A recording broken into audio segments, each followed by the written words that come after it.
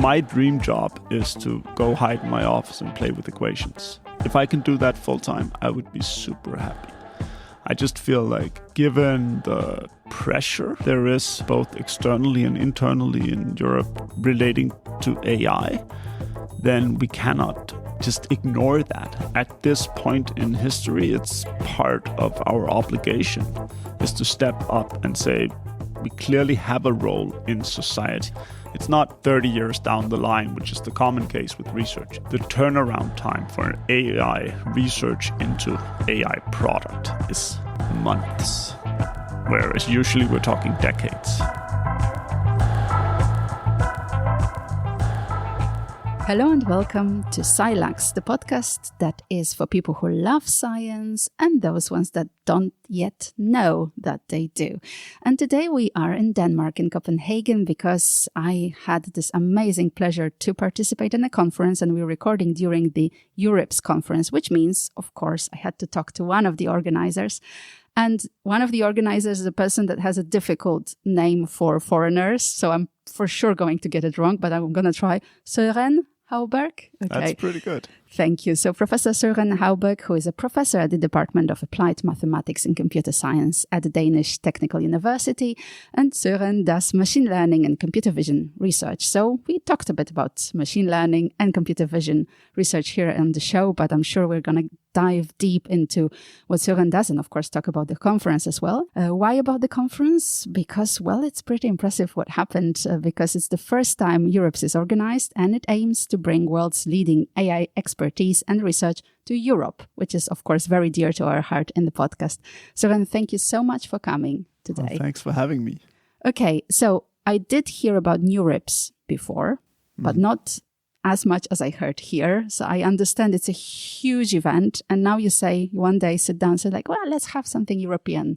So tell me the story. Yeah, so NeurIPS is like the major conference of machine learning, of artificial intelligence. And it's practically always in North America, either in the United States or in Canada. I think it's been once in Europe, but practically never. It's like a 40-year-old conference, give or take.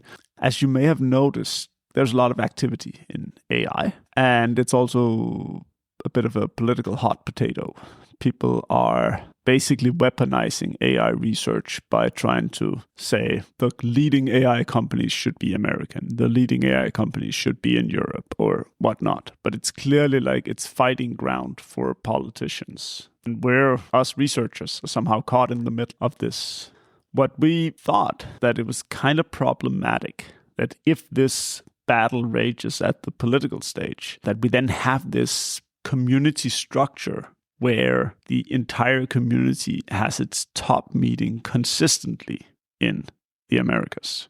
That felt like then we're picking sides in a political discussion, and I would rather not pick sides. And that puts me in an awkward position here, right? Because if I do nothing, then I pick sides with the US. If I do what we have now done, which is to organize a European branch of the same conference, then it will at least be perceived as me saying I'm with Europe. And I am with Europe, but the signal we're trying to send is that we want diversity, geographical diversity in how the research community meets.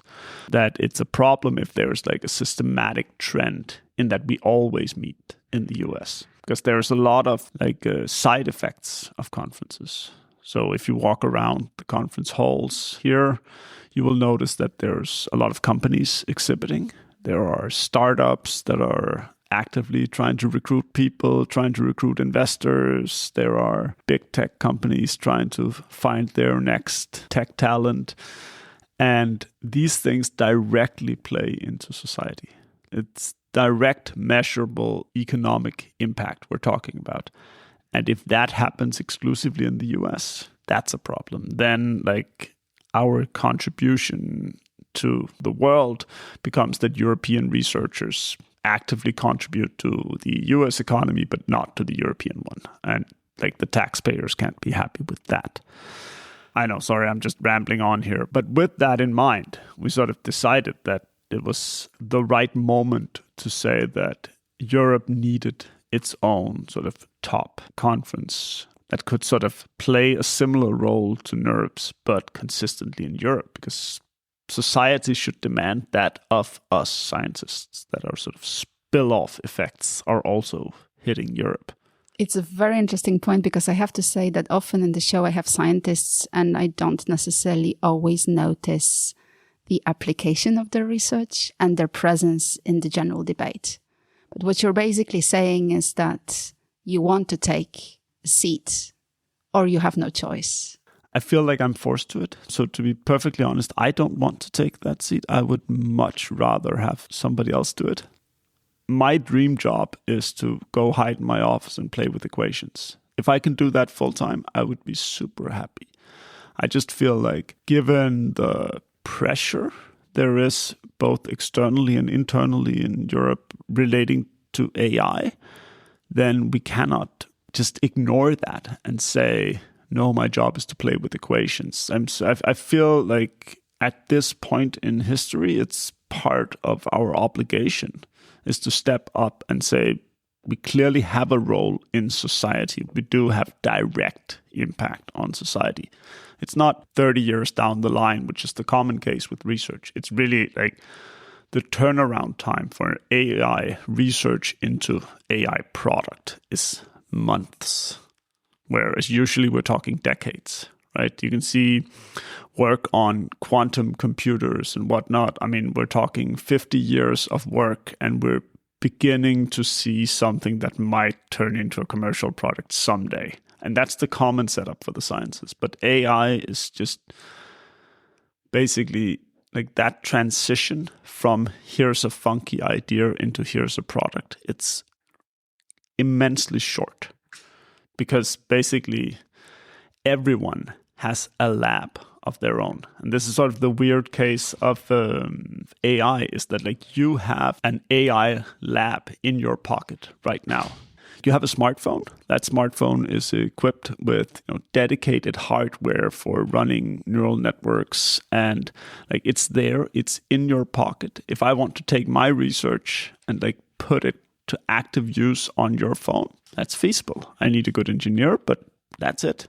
It's very low resource demanding, and that creates a bit of an unusual setting where we go almost immediately from research to product. That's why we're sort of, I don't know how to put this, but we can't afford to sit back and see how things play out. Because like if I rest a little bit for a year, then I will have lost the train. It's not that we're slower, it's just that the transition period from research to industry is next to nothing. Like that on itself is a game changer, because like if you're designing drugs in a laboratory or whatnot, like you can't just easily take that lab and transfer it to industry. It's not easy to scale it up and start mass producing whatever drug you may have developed. That in itself is a research project and whatnot. So there's like steps upon steps upon steps, whereas the stuff I develop, basically, I have to send you a file by email containing the source code of my program, and then it's more or less ready to go. This thing of everything being digital just means that there is such a short transfer period. Google has a chat bot, Gemini, and what the internal people at Google DeepMind work on is they work on Gemma, which is sort of a model. It's open source, you can download it. And basically, their commercial product is a web interface. Someone had to design a web page that interfaces with the research project. But the actual deployment of that is click a button. And that doesn't mean the researchers are out of the picture that industry can take over. It just means that you don't need that many extra steps. But then you also have a problem of open source as such, right? There is a conflict in there, at least I see it. There's at least, we see that historically, industry has been really good at open sourcing their work in the machine learning community. We've had very close collaborations with industry and academia, and it's been very fruitful to both parties. And we are seeing that sort of evaporating, that industry is contributing less and less to the scientific debate, simply because they are now in an arms race against each other. So Google may be cautious about releasing stuff that has value to OpenAI, and OpenAI may be cautious to release something that has value to Facebook and whatnot. That means they're all a little bit more cautious, whereas a couple of years ago, it was much more open and much more sort of collaborative. And I guess the problem is also that they are trying to monetize. And that's a big question. Yes. Like, what do you monetize on? Yes. Right? Yes, exactly. It's been a major game changer in the research community. I have good colleagues working in industry, and 5 years ago, they would work on research projects where it was basically just they were doing the same job I was doing, but at 10 times the salary. Whereas now they're much more product development oriented because the companies are at a stage where they have invested sufficiently in research that they feel now is the time to get the payback, which is fair. Like I want to make that clear. I think it's perfectly sensible that a company should try to make money. Like, I don't want to debate with that, but it does contribute to a change of atmosphere in the research community. Well, of course. And the IP, the moment IP comes in, there's a problem, I think, right? It's rare that fun conversations start with a non-disclosure agreement and things like that. Oh, it's a different world. And then there come the moment of journalists who come and want you to be an expert on everything, right? Because there's always the problem of the definition of AI. I guess the general public hears AI and hears generative AI. Yes. And then they look, a professor in AI, so for sure he knows. And then you get questions like, I don't know, about labor market, right? And you have to be not only part of the political debate, but also part of the discussion of, I don't know, a futurist or whoever else who is predicting the future, right? Yeah, it's very tricky. So I started engaging with the media like 5 years ago or so, sort of on a more regular basis. And my motivation for that was that clearly, at least people in Danish media didn't have good contacts, simply. Whenever there was a new launch of ChatGPT or something, they would reach out to an AI expert, also known as random people from the internet who read blogs. And with all due respect, these people are not qualified. And it caused major difficulties. So we were a bunch of people who, in the academic environment, who sort of independently decided now is the time to step up and say, no, you should not feel threatened by an AI taking over the world and killing human beings. That's not where the threat is. The threat is that the companies take monopoly and that they use that to basically govern how society works without democratic oversight. That's a threat. But this whole Terminator viewpoint and whatnot, that was just ridiculous, and it was clearly like a decoy tactics from big tech. And it was just very important that someone stood up and said no. And I think, at least in Denmark, the media was quite good at catching on to this, that the moment sort of a bunch of academics stood up and said, hang on, your AI experts, they're just reading out, press releases from the big tech companies. The point I'm trying to make is that in the last couple of years, it has become part of the obligations you have as an AI researcher is to engage with the media. And it also means that I find myself in situations where people like you might ask me about the labor market, and I don't know anything about the labor market. But I can still provide an AI perspective that's at least grounded in something else than big tech press release. And that was like the previous set of experts that were in use. So while I'm deeply incompetent on many of topics that I find myself forced to think about, at least I can have some sort of AI backing. Yes, for sure. So that's the general public. And now let's go back to EurIPS. Yes. So what is discussed during EurIPS? I guess not these topics. Well, what do you actually have a chance to really hear what people are saying, or just running around as the organizer? I spend a lot of time just running around, but I did catch the talks this morning, and then people talk about functional reparameterizations and things like that, and that's wonderful. Those are like topics that are really dear to my heart. I'm happy. Why wonderful? Why wonderful? Why not? Yes. Right. So the vast majority of AI algorithms out there are powered by neural networks, and neural networks are ways of representing mathematical functions. So a function is just something that takes an input and returns an output. In comes a picture and out comes a description of the picture, or in comes a text question, out comes a answer to that question or whatnot. So those are just mathematical functions. And what the morning talks was about was basically how many different ways can you represent identical functions. So it gets technical, but it's genuinely. It must good, silex. Good. Happy to hear that.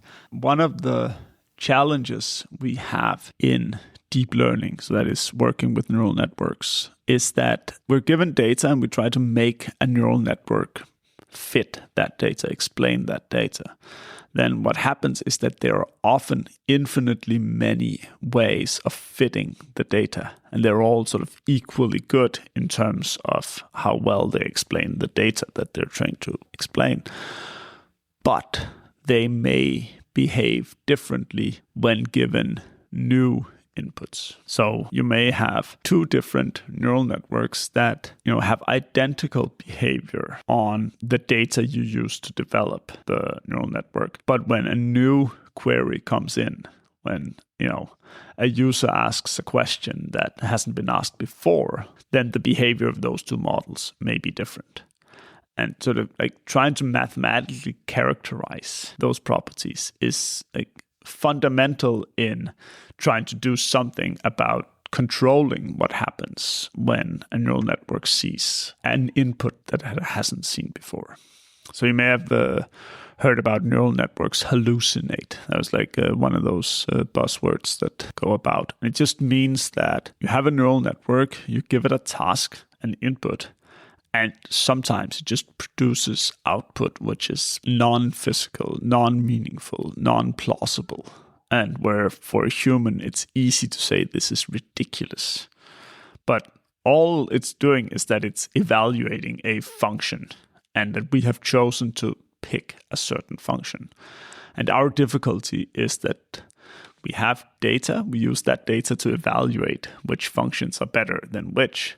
But if we have a large collection of functions that all perform identical on the data we have to evaluate it, then how do you choose among those?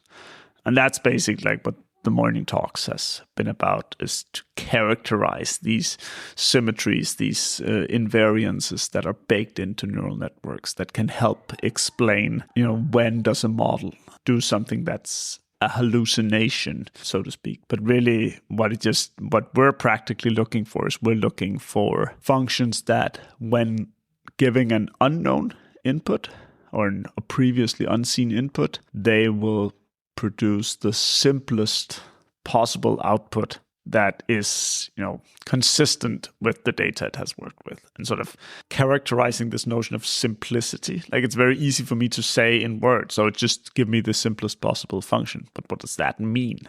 Well, you can only answer that question if you have, a way of describing the set of possible functions that you could consider. So it becomes sort of very mathy, at least the morning talks. So the functions are better because they are more beautiful? Not going into necessarily physics of it and the discussions of beauty? Yeah, I mean, I struggle with this thing of math being beautiful. Like, I don't think math is beautiful. I'm on the mathematical side of machine learning research-wise, but I fundamentally don't think math is beautiful. Math is useful. Math is meaningful. You can find a lot of math that has a lot of built-in symmetries that makes it very beautiful, but also makes it completely inapplicable to the world. then I don't think it's that pretty when you're in those cases. Then I feel like we have made up a world that is too abstract, too detached from the world that matters. So what is, in your opinion, better then? Is it a question of, using computational power less? So that definitely matters, right? We see that the carbon footprint of AI is gigantonormous. If we, among all possible functions, can pick the one that's cheapest to evaluate, then that's, I don't know if it's beautiful, but it's very useful. Like, it's a very pragmatic thing to say, let's just cut energy usage by 20%. For me personally, I would rather explore the diversity of functions. So I'm more interested in, if I have a collection of functions that all perform equally well on the data I have available, personally, I would like to explore them all. I would like to say, okay, great. Now just give me all possible outputs that any model could produce when given this input. And I think like capturing that diversity, that's like becomes almost the wisdom of the crowd type of thing, where you get a lot of different opinions, so to speak, on what the output of your function perhaps should be, but that all those opinions are equally good in terms of what you can measure, meaning that in terms of the original data. Does explainability play a role as well, or that's not your focus in here?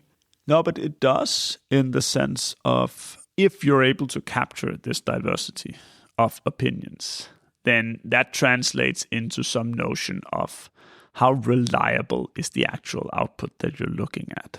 If I tell you that tomorrow the temperature will be, 20 degrees, and some other person tells you that, well, it's going to be -5 degrees, then you can sort of tell that, okay, these people don't know anything.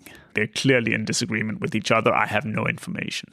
Whereas, if two people tell you that, well, it's going to be -5 degrees tomorrow or -4 degrees, then you say, okay, now I have a reasonable, trustworthy ballpark number. So that's sort of what you can capture if you sort of think of this diversity of opinions. And then you talk about explainability. And I think somehow this is a prerequisite, in the sense of, I don't want anyone to explain what a neural network is doing unless they start out by saying, is the network reliable in the first place? If you have access to a neural network model that tells you how much tax you should pay next year or whatever, and if that says, by the way, like the number I'm giving you is like ±50% points, then you'd say, okay, that's a useless number. Then there would be no point in asking, why did you think that? Because the opinion of the neural network is useless. So we shouldn't bother even asking for an explanation. And even if we got one, we shouldn't read anything into it, because why would you want an explanation for a junk answer? So I somehow think that all of this, like capturing diversity of opinions, capturing uncertainty of these predictions, that it's a prerequisite for a lot of the things we want to do. It's not necessarily the end goal, but if we don't have this, then I don't think we have anything worth explaining, anything. But then, diversity of opinions. But what if whichever next model is actually able to code and then perfect their code, and then they just keep going without us in the loop, right? That will be not really diverse, will it? I don't know. I genuinely, I don't know. My gut feeling is that current technology, if you sort of use that to code up new AIs and run that and use the result of that to code up new AIs, you will eventually end up with something that doesn't work at all. I think it will sort of gradually deteriorate. Long term, it might very well work. I think it's worth keeping in mind that the way these AI models are trained is that they're given some data that sort of describes the behavior you want. And basically, no AI is going to be better than the data it was used to train on. That's as good as it gets. And I think the worry we see with a lot of these generative AI tools, for instance, those that write code on their own, is that their output is often flooding into the training data of the next model.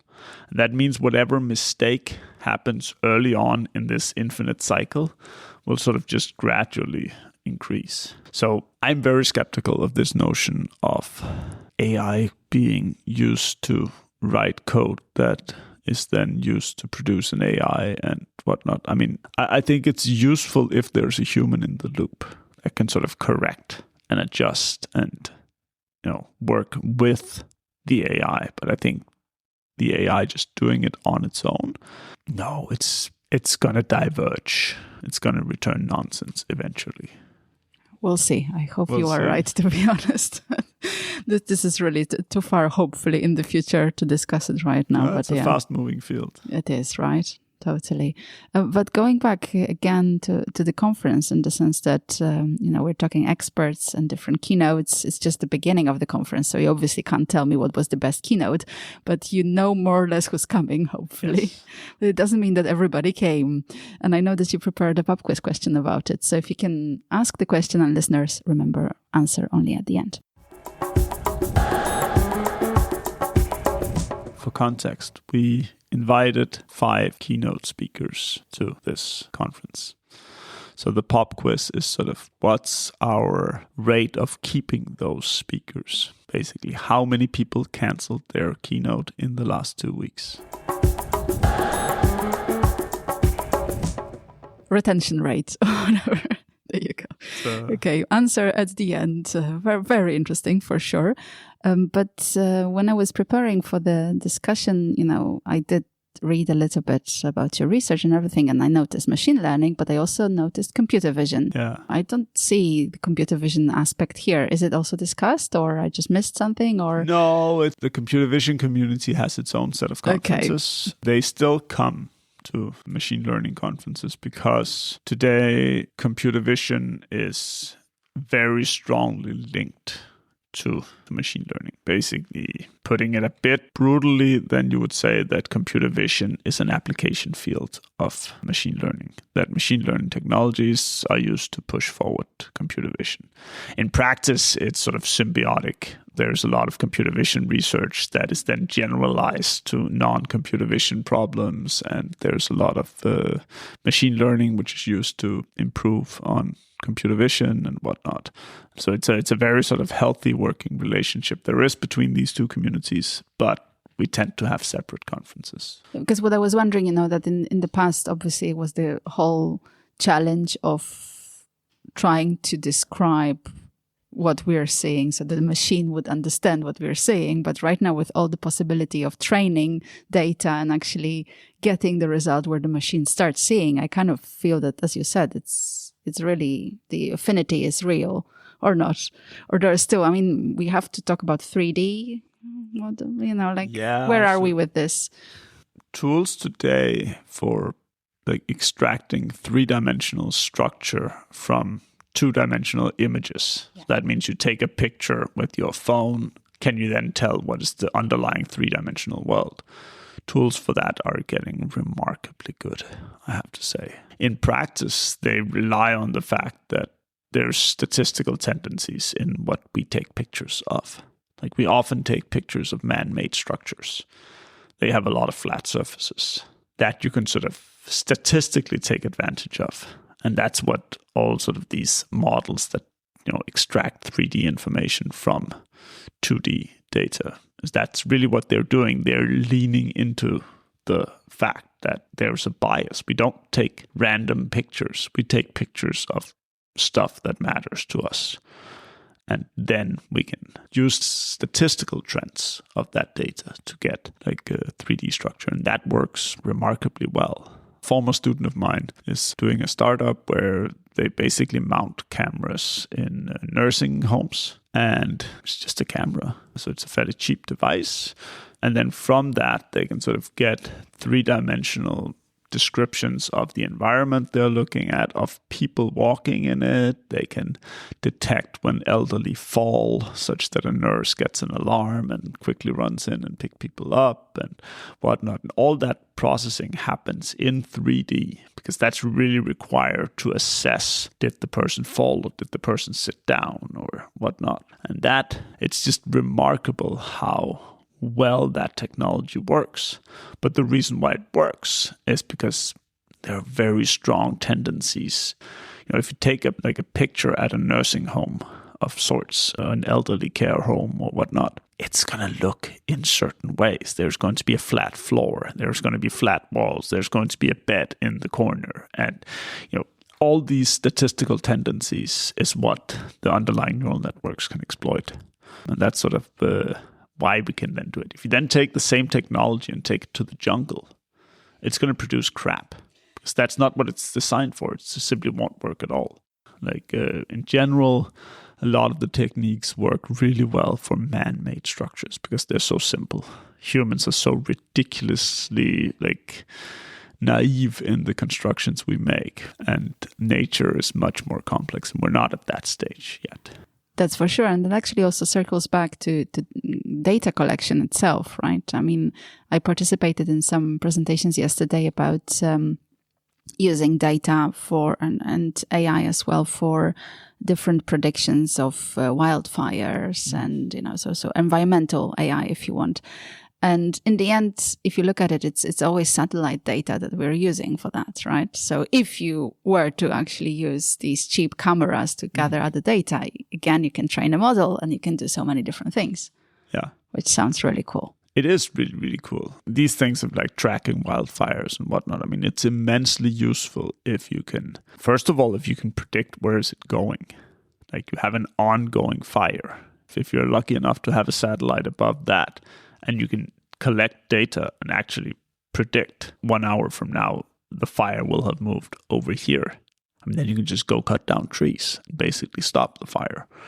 So having that type of opportunity is amazing. But of course, it's very limited in the sense of, you're relying on a satellite happening to be above that particular wildfire. And it's just, we don't get to control where satellites are. They're just floating about.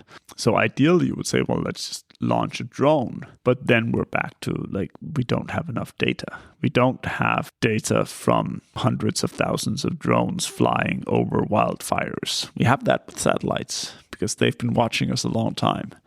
So there's often this issue in machine learning where we have a particular data source that allows us to understand, and build models that predict targets of interest, but we're often not able to deploy those models because that data may not, or similar data may not be available at the time you want to run your model. So, for example, you may not have a satellite at the right position at the right time. And if so, your model is useless. That's a very good point.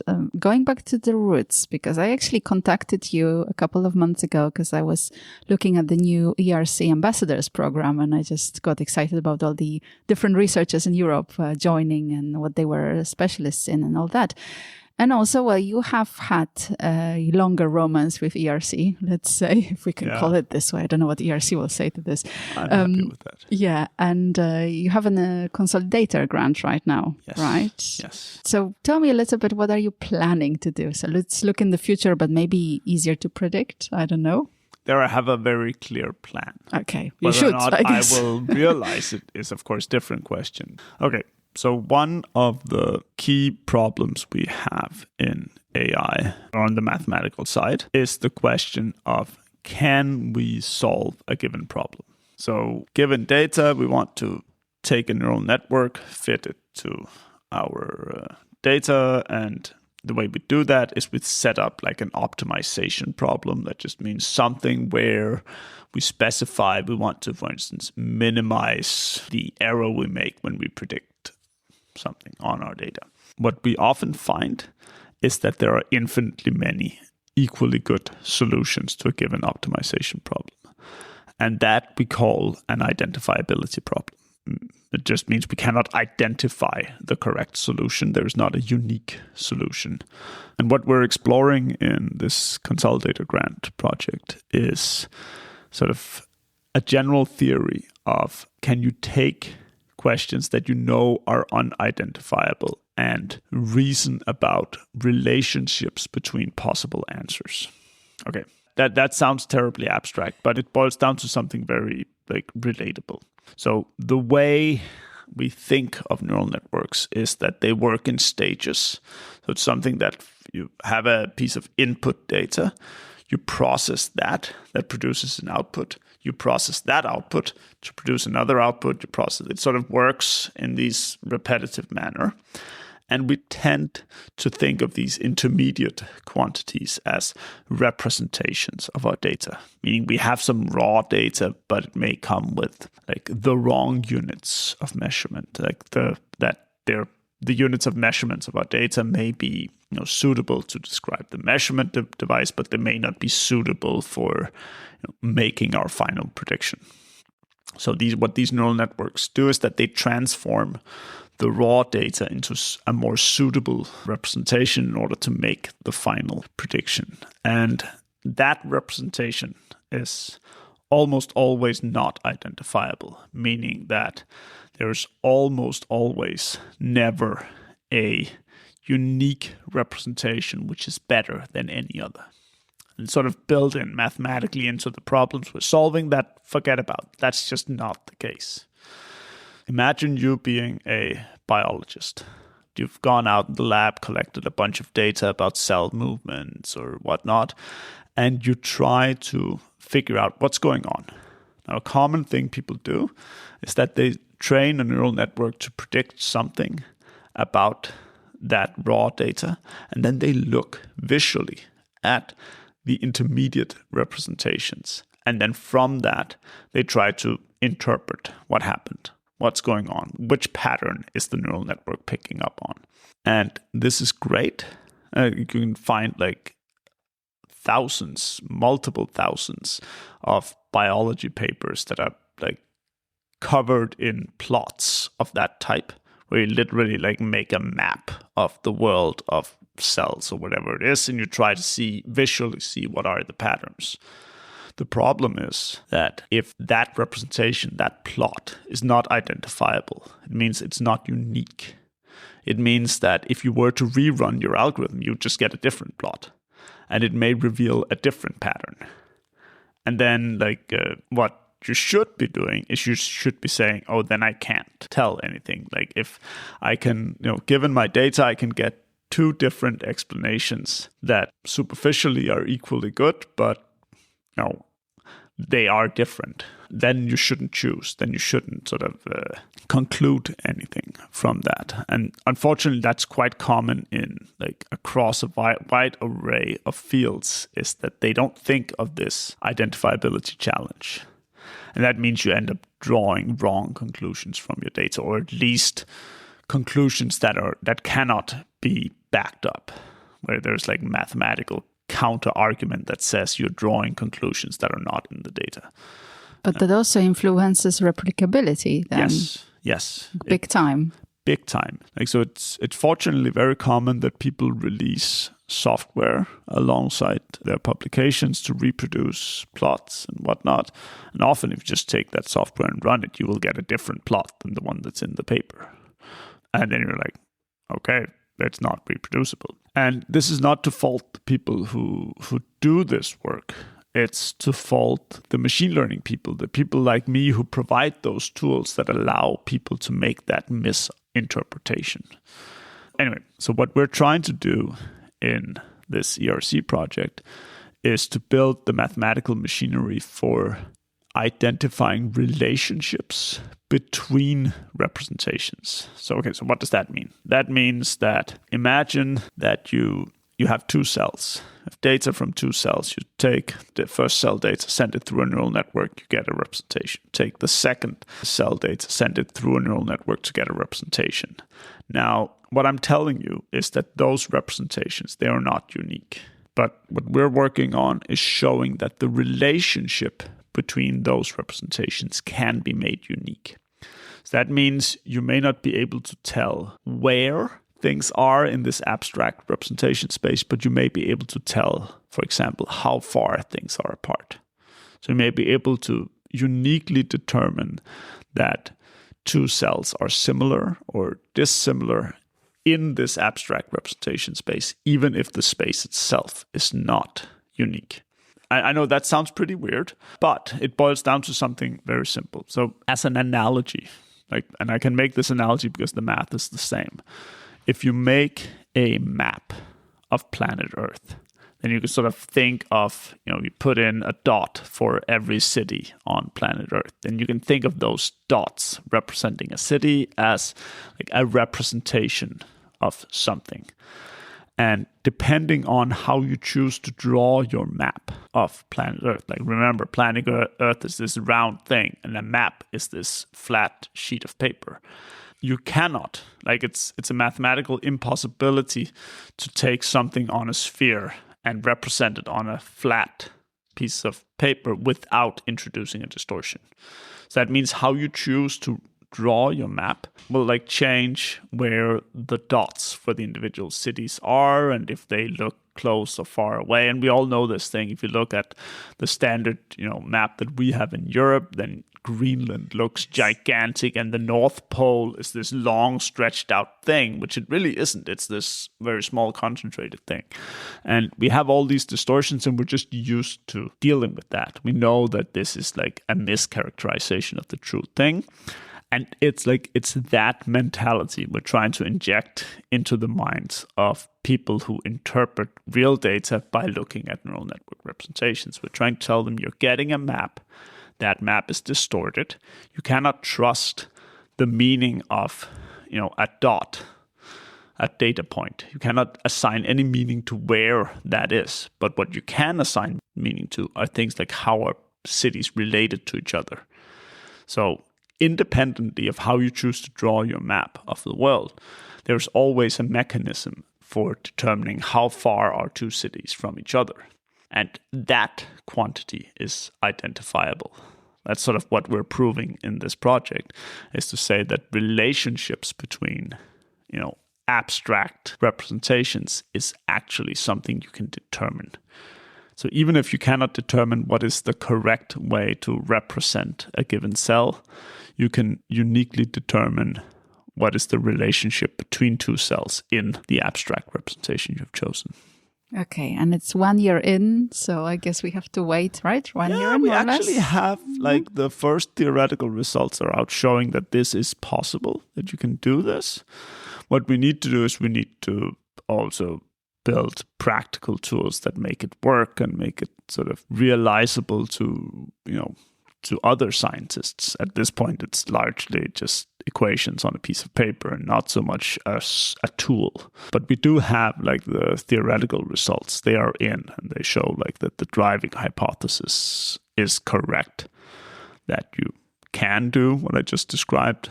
But we've also been able to show that there is no alternative. So if you try to solve this problem without taking these sort of relationships into account, then we can sort of show that you're bound to fail, that it cannot be solved. It's very convenient in the sense of sometimes you can show that you can solve a problem in a certain way, but if you can show that you can only solve it in that way, then you kind of know you don't have to search further. So that's sort of a very strong result. But instead of working on it, you're being distracted at EurIPS. Yes. Exactly. I'm still working on it, but not at the level I would have preferred. But I think it's a sufficiently important task to organize this conference because it affects our community, our way of working. Yeah, I'm sort of a very community-oriented person that I think about my surroundings because I don't thrive if my surroundings don't thrive. And I can sort of see the European AI community being... It's in a funny state because research quality is immensely high. European AI research is stellar. It's absolutely fantastic. This whole discussion you hear in the media about how Europe is behind on AI, that is incorrect in terms of AI research. It may be true in terms of AI innovation. I'm not necessarily qualified to comment on that, but it's definitely not true in terms of AI research. But then we're in this weird position of seeing the research we're conducting being so explicitly targeted by politicians. I don't want to assign blame because it's also their job to see potential and then leverage that. But it creates, I don't know how to put this, but an odd situation where I find myself asking a question of, if I travel to a conference in the US Like, I'm happy to present my work, but I'm also happy to collaborate with a US startup, knowing that like you have a US administration who is perhaps interested in basically weaponizing that technology against Europe, at least in economic form. And I think a lot of us are thinking about this, perhaps not as our, daily routine of, you think about this regularly, but it's there in the back of our mind somehow, like this feeling of we're in a wrong structure. We had a structure that worked really well for many years as a community until sort of AI started working. And somehow like our community was not ready for AI going like from being some exotic niche topic to being like the hottest thing on planet Earth. Yeah, and we have some sort of both some soul searching and some need for adaptability. We need to change our ways as a community. And all the more congratulations to all the AI startups that stay in Europe. Yeah. No, because but it's a real thing, right? And especially for the funding. And it's not easy. The moment you sort of put yourself on the market, I mean, you can't control who buys you. If you're a stock-based company, anyone can buy your stocks. And as it happens, there's a lot of free roaming money in the US. And as a company owner, you can't just say, no, I'm not taking that money because, of anything. It's just like, no, it's out there for sale. Yeah. And I don't know why always after an hour of discussing it with my guest, we get into a pessimistic view. When I have to wrap up, I find it very difficult. And now let's be optimistic at the end. No, but I am super optimistic. I'm happy to be optimistic for you. So what I'm seeing here in these days so we've put together this conference that is all about trying to provide a home for European researchers who just want to have a blast with their colleagues, share ideas, establish collaborations, catch up with old friends and whatnot. And I haven't seen a conference that had this much positive vibes in many years. And, you can really sense this thing of that there's a research community who, I wouldn't say we've been slumbering, but we have been sort of saying everything is fine for many years. And perhaps we haven't thought about political implications. And now we are. And what's remarkable is that it's very easy to then say, oh, everything is horrible, because that's what you feel like saying whenever you talk about politics.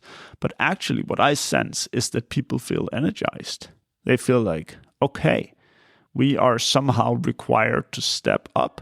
Well, yes, sir, we will step up.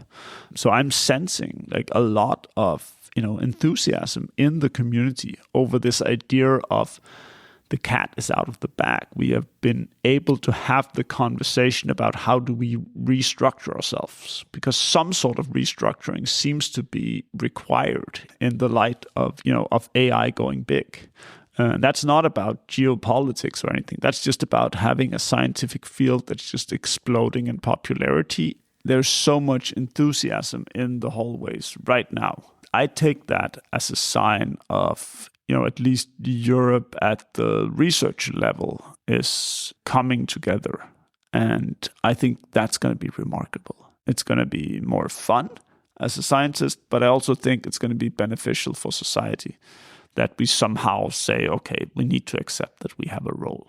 Yeah, I hope so. And actually, when this podcast gets released, we will know a little bit more, I guess, because on Friday this week, you'll be discussing what next, and we'll see what next is. Maybe we can also share in the show notes some announcements, information, or whatever else that happens next year, right? Or this year, actually, because it's going to be released this year, meaning 2026. But anyway, not everybody was so enthusiastic because, as you mentioned, there were a few cancellations for the keynotes. Yes. So tell us right now, going back to the pub quiz question, how did that in the background go? What happened and what was the number? We lost 2 out of 5 keynotes within the past 2 weeks. We have been fortunate just to be able to replace them with like equally fantastic speakers. But as an organizer, that just kills you. The reasons, like I won't get into the details, but there are all these super mundane things that just people being people, and therefore issues sometimes occur and you just can't go, even if you really wanted to. The good thing is, that even if you have more time than you had for EurIPS, these things still continue happening. So now that you've managed to do it in such a short time, you're basically prepared. It's just going to be long term, and then there will be last minute cancellations anyway. Yes. So, well, hopefully just the first edition, was a bit unlucky, and then it goes just easier if it does.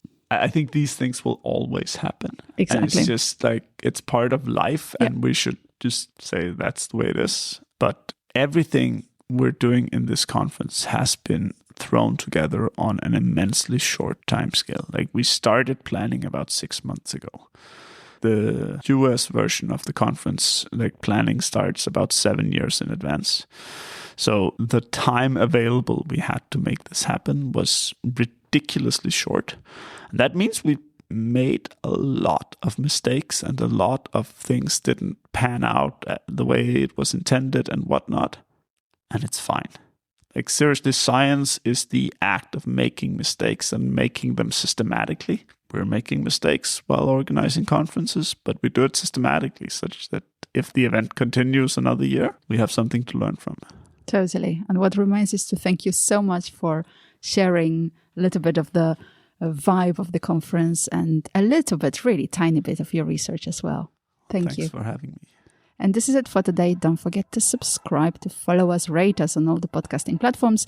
We are basically anywhere you want to find the podcast, and also present on Patreon. So if you like what we're doing, remember to support us. This was Silex, and my name is Hanna Siemaszko.